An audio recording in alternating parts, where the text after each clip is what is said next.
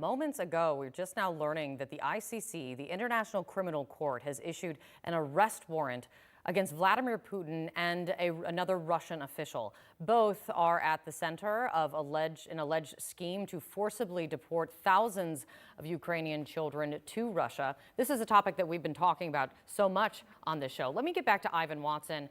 He's back in here. He's joining me now with more on this. Ivan, what are you hearing about this? Well, I mean, the headline here is that the International Criminal Court has issued an arrest warrant for the president of the Russian Federation, Vladimir Putin. They've also issued an arrest warrant for a second Russian official that I don't think people will recognize her name. Her name is Maria Lvova-Belova, and she is the Commissioner for Children's Rights in the office of the president of the Russian Federation.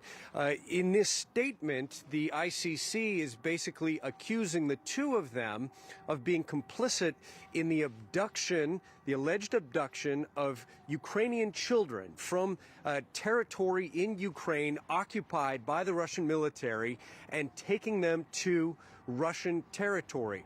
Now, Russia has been very public about saying that it has taken Ukrainian children to Russia, has basically played up the adoption of some of these children and basically claiming that they're rescuing these kids.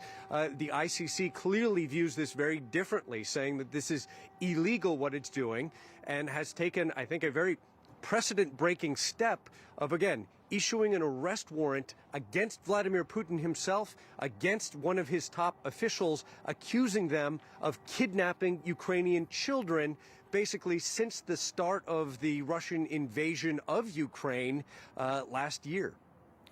And, you know, Ivan, I had the former ambassador at large for war crimes issues, Stephen Rapp, on earlier this week. And this is one of the issues that we were talking about. And he said he was just in Lviv speaking to a child who was able to be returned from Russia only because their family member went to extreme lengths in order to try to find them after they say that this allegedly happened to this child. And the thing is, it's pretty hard right now to even know the scope of how many children have been taken, kidnapped, abducted, and taken to Russia. The United States has put the number at somewhere saying at least 6,000, but I have heard Ukrainian officials put it at north of 16,000. Yeah, and it just, this is part of the terrible and bloody fog of war. I mean, you have entire cities that had populations of hundreds of thousands of people that have been smashed, reduced to rubble, children orphaned, and probably bodies that have yet to be found of some of the civilian casualties as a result of this catastrophic invasion.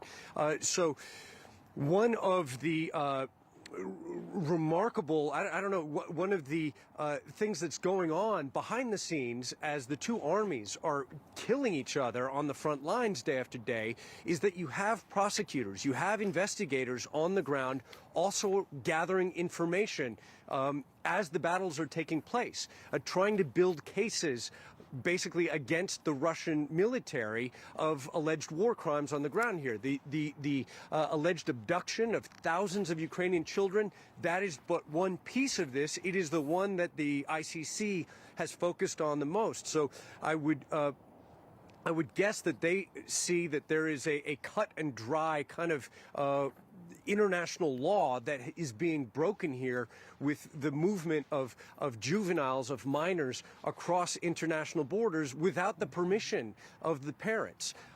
I can also already anticipate some of the response that will be coming from the Kremlin. They will most likely deny that the ICC has any jurisdiction whatsoever over the Russian government, over Vladimir Putin.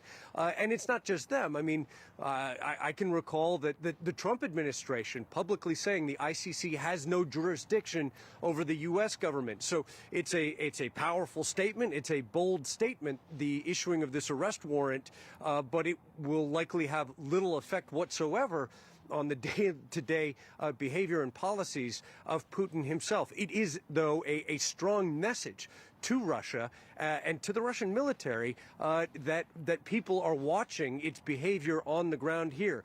This is just one case, one very high-profile case that has just been announced. I was just yesterday meeting with a Ukrainian police officer here in charge of hundreds of investigators, and he says most of their work right now is to gather information about alleged Russian war crimes on the ground here. You're hearing air raid sirens over my shoulder.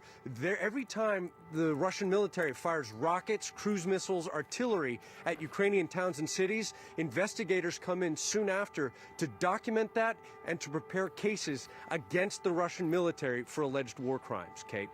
Ivan, stick with me if you could, because David McKenzie's in Kyiv. He's joining us now with some more perspective. And David, what more can you tell us about this very issue? Ivan laid it out so well, but the abduction, deportation of children out of Ukraine. I've heard reports of some as young as 4 months old. Well, it's certainly an extremely significant moment, that a sitting head of state, particularly Vladimir Putin, whose country is on the Permanent Security Council, being issued an arrest warrant by the International Criminal Court. It is very rare for a head of state to face this kind of warrant. And even if, as Ivan says, in the short term it is symbolic, it is hugely symbolic. And this case deals with the thousands of children alleged to have been taken from their parents or coerced from their parents, taken from Russian-occupied areas of Ukraine into what the researchers and the ICC has called re-education camps. Now, we've spoken to children and parents just a few weeks ago. We told the story of parents going into Crimea and rescuing their children from these kind of re-education camps.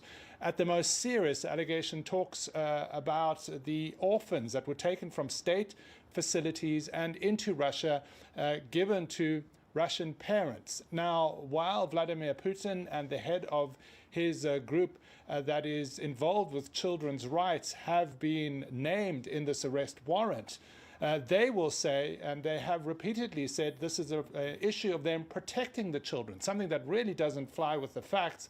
When you look at these children going to these camps and being taught in Russian, being forced to sing the Russian national anthem, separated there from their parents forcibly, those parents often and still are separated from those children. So a very important symbolic moment, just one case of many that has been looked at to accuse Russian officials, the president and their military men of war crimes.